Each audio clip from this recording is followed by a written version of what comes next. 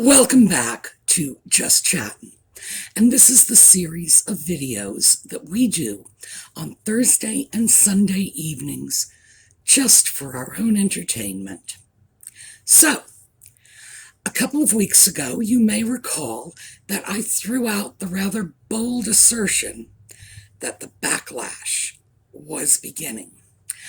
Finally, the rest of the world was starting to sit up and take notice of what is really coming out of Sussex Central in Montecito, California.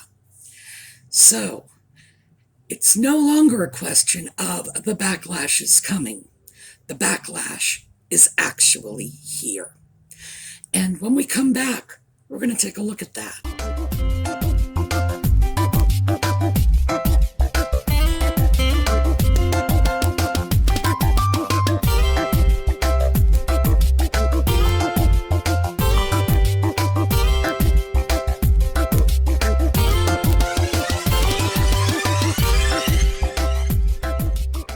So it's been a frustrating road for a lot of us.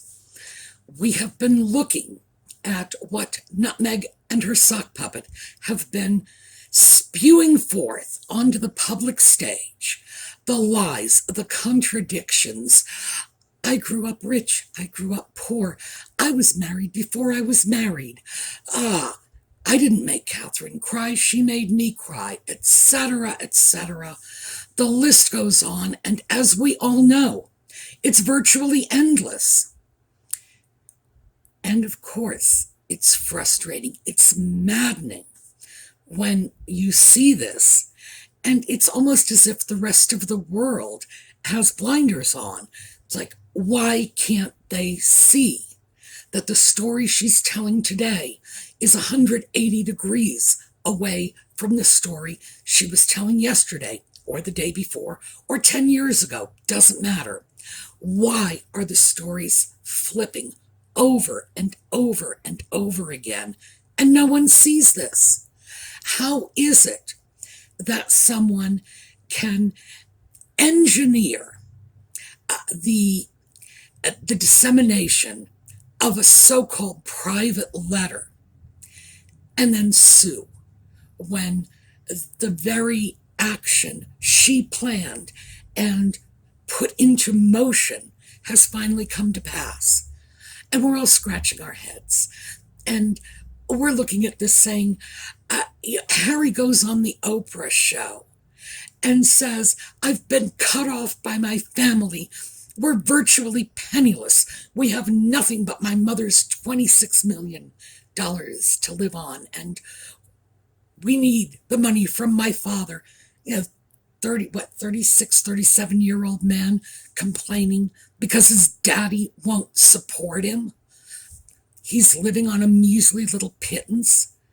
And then, next thing you hear, he's going to be giving financial advice to the unwary. Of course we've been frustrated. Well, looks like our days of frustration have finally begun to pay off. So, I thought we would look at another article that came out 3 days ago. Now, this is not from a little UK tabloid or an obscure magazine. A UK tabloid, one can assume, has a maximum circulation of 67 million, right? Because that's the population of the UK. This is Newsweek magazine. Newsweek magazine, its online edition, has 100 million users every month. Even when they had a print edition, it was like 2 million. So we're talking the big leagues now. And that's what I want to share with you, what Newsweek is putting out there to 100 million people every month. All right, so here we go. The article is entitled, How Meghan Markle's Father Responded to Her Account of Tough Childhood. And this is by Jack Royston, and it was published on the 13th of December. Meghan Markle's father says she ate at, quote, the best restaurants in town, following her account of growing up, quote, on the $4.99 salad bar at Sizzler.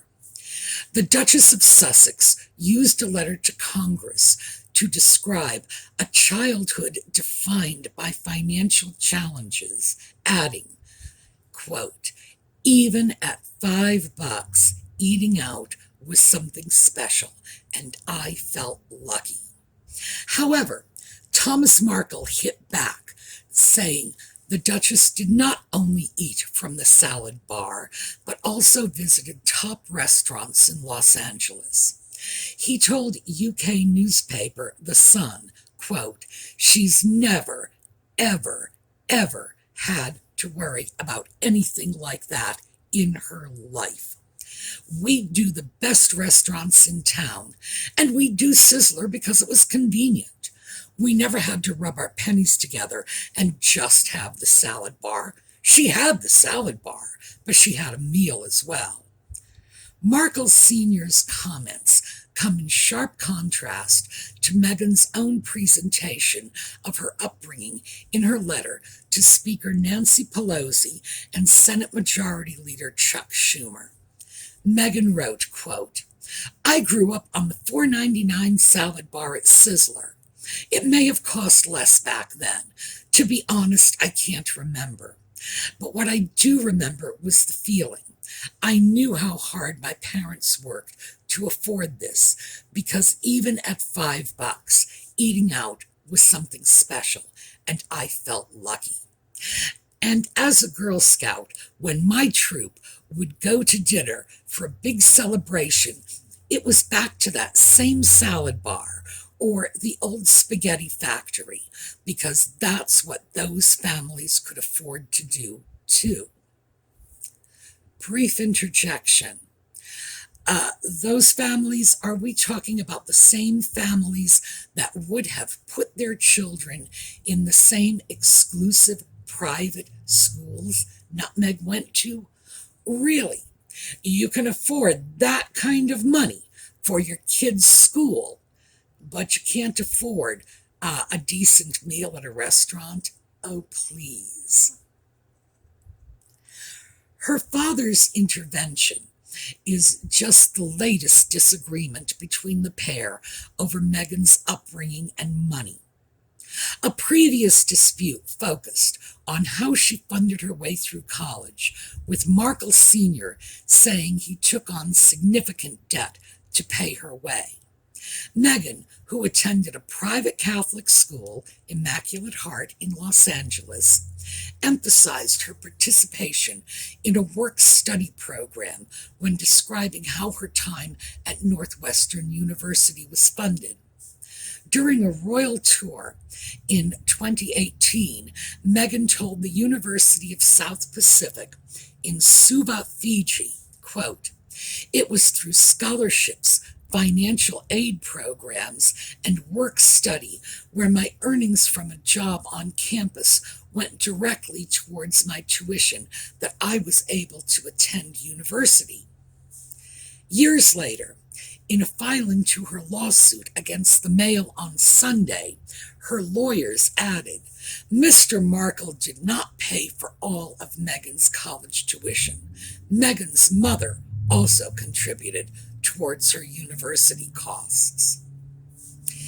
It is not the first time Meghan has seen an attack on her credibility in the media after a series of challenges were made to the account provided by her and Prince Harry in their Oprah Winfrey interview. The couple said they married in a secret backyard ceremony conducted by the Archbishop of Canterbury, Justin Welby, several days before their official wedding. However, records show the legal binding ceremony was in fact the one televised to the world at Windsor Castle on May 19, 2018, and Welby later clarified he would have broken the law had their account been true. In an interview with La Repubblica, Welby said, "The legal wedding was on the Saturday. I signed the wedding certificate, which is a legal document, and I would have committed a serious criminal offense if I signed it knowing it was false." Meghan was also forced to apologize for misleading the court during her lawsuit against the Mail on Sunday last month. The Duchess said she had forgotten she authorized her communications secretary, Jason Knopf, to give a detailed briefing to biographers Omid Scobie and Carolyn Durand. Markle Sr.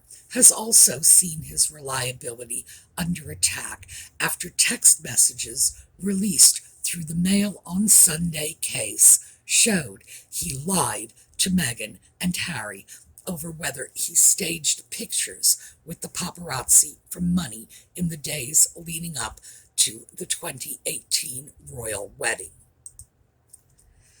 So, I hope you enjoyed the slideshow. That was a representation of Nutmeg's underprivileged childhood. Oh yes, dance classes, pony rides, parties, and more photographs than any other child her age I can recall ever having seen. So here's the thing. This is Newsweek.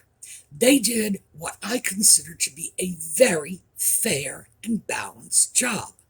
Yes, they slammed Nutmeg's credibility left, right, and sideways, but they also, of course, mentioned that Tom Markle has not exactly been honest about everything himself. Now, we've already established that paparazzi photo debacle was set up by Nutmeg in order to discredit her father so that she could eliminate him from the wedding party.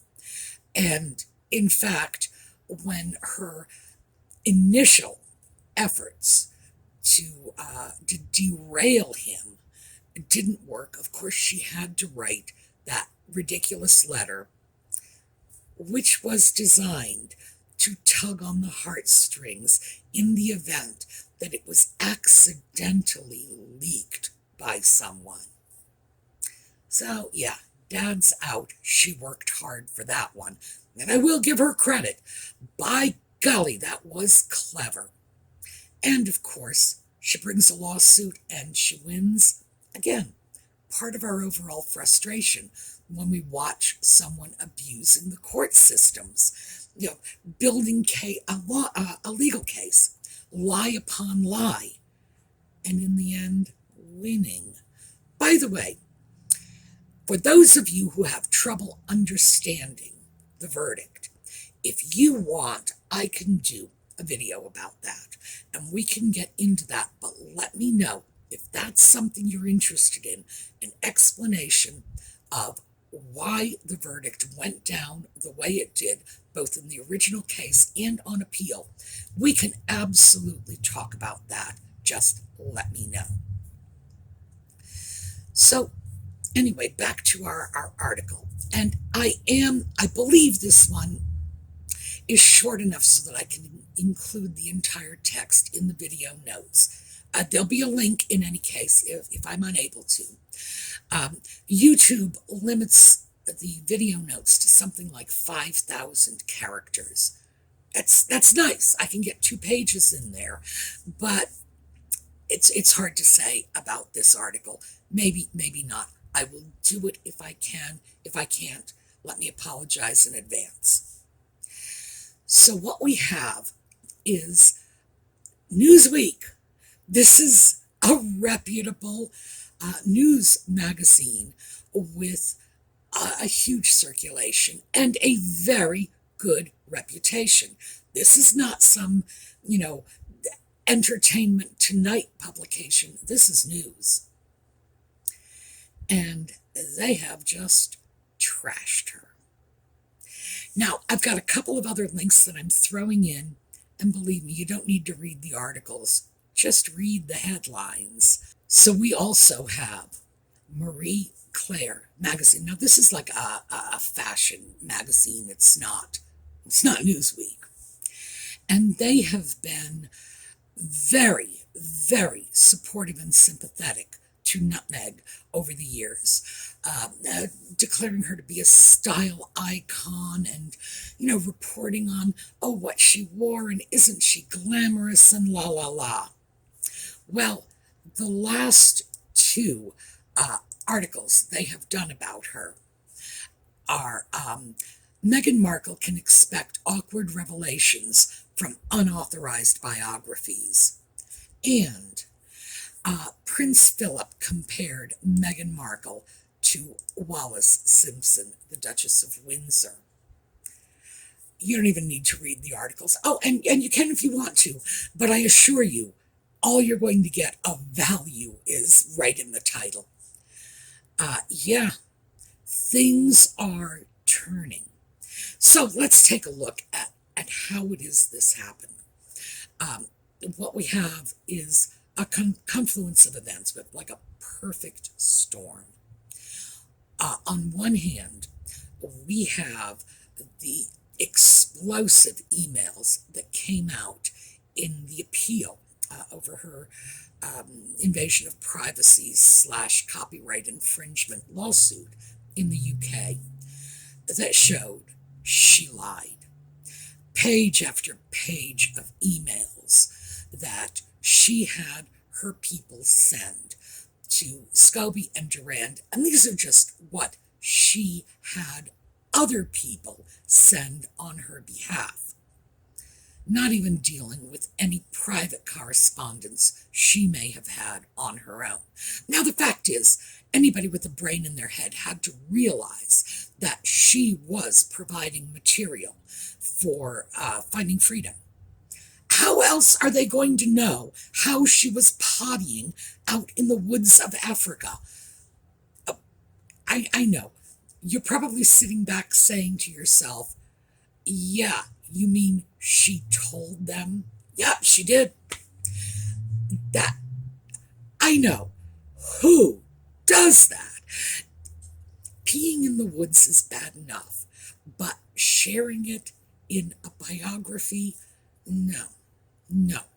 If it were me, they would have to write the biography saying, well, yes, and Sue just crossed her legs the entire time she was in Africa and waited until she got into the little tiny porta potty on the airplane and then went.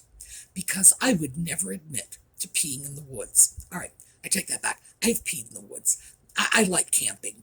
And yeah, I've peed in the woods. Would I put that in a biography? Oh, please, no. I would simply allow people to use their own judgment. I was in the woods for 4 days. Yeah, they're going to work it out, but I don't want to have to be the one to tell them. Ugh. Everyone knows she gave out that information. That was not the revelation. Everyone knows she lied. The revelation, of course, was there was all this evidence, and all the evidence forced people who were perhaps sitting on the fence or perhaps never even took enough of an interest in finding freedom in the first place to worry about where the information came from. What we heard is she lied to the court. She lied in court documents. She had to apologize for lying to the court. We know that lying to the court is perjury. We see that not only as a crime, but we see that as a moral offense. Are you going to trust someone who would lie to the court? Hey, if I'll lie when I'm under oath, you better believe I'll lie to you over a cup of coffee, right? That was the first. Then we had that ridiculous, quote, surprise interview with Ellen. By the way, they're still calling it a surprise interview. Like, who was surprised by this? They make it sound as if Nutmeg just showed up on the set one day and said, I'd like to do an interview. Excuse me? Of course it was prepped. It was heavily prepped. Surprise? I don't get it. And in that ridiculous interview, of course, she started telling stories. Immediately, her sister Samantha came out and said, no, that wasn't her car. She didn't have to climb through the back seats. And literally within hours of that story coming out, people had already found this in a commercial Catherine Zeta-Jones had done in 2000. So, again, credibility blown. And not to mention the whole drinking from a baby bottle and eating like a chipmunk and whatever other nonsense. So we have that. And then we have Harry. That's probably enough. That should be enough all by itself. But, okay, we have Harry, the sock puppet, telling people they should quit their jobs if the job doesn't bring them joy. And he's saying this to people who have to work for a living, not like him. These are not people who were born into the royal family, got jobs for which they have zero qualifications, and gee, if they don't like it, well, I guess I'll just leave Netflix and go over to HBO. No, he's telling people who need jobs to quit if the job doesn't make them happy. And of course, he's throwing that message out to all of the people whose jobs permanently disappeared in the pandemic in 2020. Yeah, isn't that comforting to you to know that, gee, you're going to be able to go off and find joy now? And I know you're unemployed and you're worried about how your family's going to eat, but that's not the important thing. Why? Because Harry the sock puppet tells us so.